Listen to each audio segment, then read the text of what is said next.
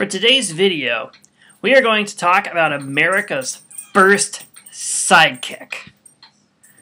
Not Robin, not Tonto, but you guessed it, John Adams, the first vice president. John Adams, who of course was the first vice president, followed in George Washington's footsteps and ran for the Oval Office in 1796. And he won the most electoral votes, with Thomas Jefferson coming in second. So therefore, Thomas Jefferson would be his vice president. Adams, in his whole worldview, is his philosophy on government and statecraft followed in the footsteps of his predecessor, George Washington. Adams, therefore, was a federalist who believed that we needed a strong central government and, more importantly, we needed to stay out of the European War. The French and the British were fighting each other. The French was basically taking on the entire continent of Europe at this point, and Washington thought that the best option was for the United States to stay out of that. John Adams believed that as well. Now, Adams was quickly put to the test when he came to office. As I'm sure you remember from one of the previous videos, people in the U.S. were very upset about John Jay's treaty with the British in 1794. Felt that the Americans were just giving away everything to the British in that treaty. Well, do you know who else was upset? Someone else. Think berets. Think baguettes. Think artsy black and white photographs of people in cafes. That's right, the French. The French were upset. They felt that it was a complete alliance with Britain and was therefore anti-France and was therefore going against the country that helped the United States win the Revolutionary War. They felt betrayed. Here they were helping the colonists in the 1780s, and now the colonies were there reuniting with Great Britain. So the French were very, very upset. And so they did what the French people do when they get upset, which is, of course, take over American trading ships. That's what they do, I guess. Needless to say, Americans were not too pleased about having their own ships taken over in the middle of the ocean, and so John Adams sent a delegation to negotiate a treaty with France. By this point, he was President Adams, and they needed to come up with a treaty so that the French would stop taking over their ships. So the delegation went to meet with the French Foreign Minister Charles de Talleyrand. Talleyrand, naturally, sent 3 agents to meet with the delegation, and these delegates basically said, "I will not even meet with you unless you give me a bribe. I'll talk to you, but you need to pay me first." Yes.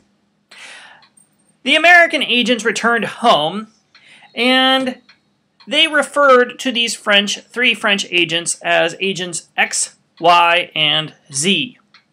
So therefore, this whole affair, this whole brouhaha became known as the XYZ affair. When the American people heard about the XYZ affair, because it went to the newspapers shortly thereafter, it became a national sensation, and the American people were up in arms. War fever spread throughout the nation. Everybody said, war with France, war with France. And Congress beefed up the Navy, then drastically increased spending on the Navy. John Adams believed that the stronger Navy was a way to protect America's future, and several minor battles did occur at sea. So there was fighting between the French and the Americans. However, John Adams realized that the U.S. was in no position to take on France. That the French at this point were just waging war, were conquering all over Europe, and there was no way that the Americans could afford to take them on. So he negotiated a treaty with the French in 1800. Now this made him very unpopular with people in his own political party. Because remember, he's a Federalist, and the Federalists, by this point, kind of want to go to war with France. And so by doing that, he really alienated a lot of people from his own party.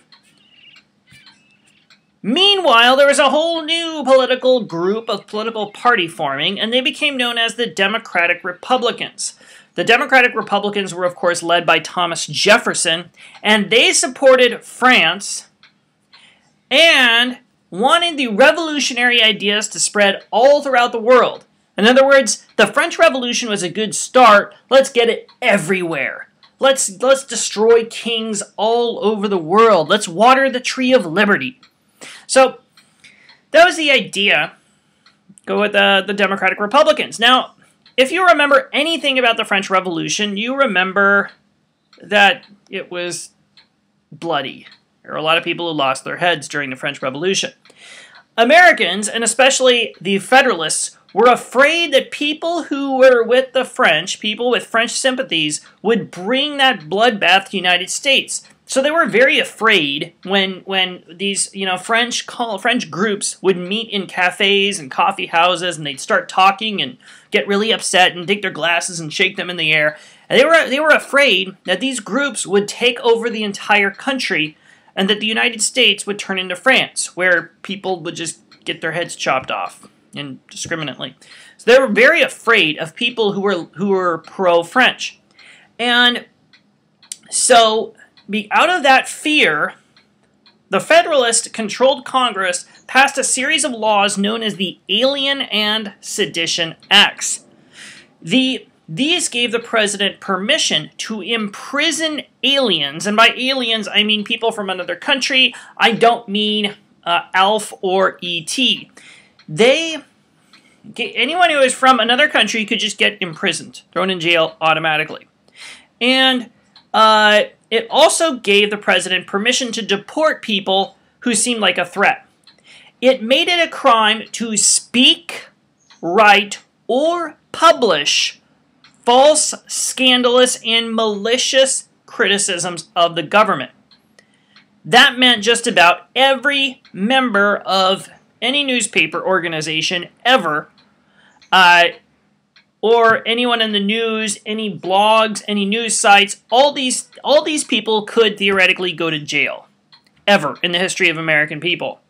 Those people would be out of business. As you can easily imagine, this riled up the American people because we love to be able to criticize our government. We do have the right to free speech, guaranteed in the First Amendment, and this act blatantly walked all over the First Amendment, trampled it, ignored it, and so the American people were up in arms. And they could justly say that Adams and the Federalists were acting like tyrants. Thomas Jefferson and James Madison even went so far as to pass the Virginia and Kentucky resolutions. These resolutions stated that states could nullify or refuse to carry out, basically ignore, laws that those states felt were unconstitutional. So if Virginia or Kentucky said, these laws are unconstitutional, let's just not follow them, according to them, they could do that. They could ignore the federal government. This will come up later in the year and will have some very serious ramifications for the history of the United States. Now the question was, now that the American people are riled up against Adams, are upset about the Alien and Sedition Acts, they feel like he's acting like a king, ignoring the Constitution, shredding it up, would Thomas Jefferson be able, in this rage, to harness this rage and take on his boss in another presidential election in the year 1800? Would it be enough for him to overtake John Adams and win the Electoral College? That is a topic for another video. In the meantime, I wish you a good afternoon, and I will see you tomorrow, unless, of course, today is Saturday. But then again, maybe I will run into you in Safeway. Well, then again, I don't really go into Safeway on Sundays. Maybe I'll see you walking my dog. I don't know. I'll see you at some point.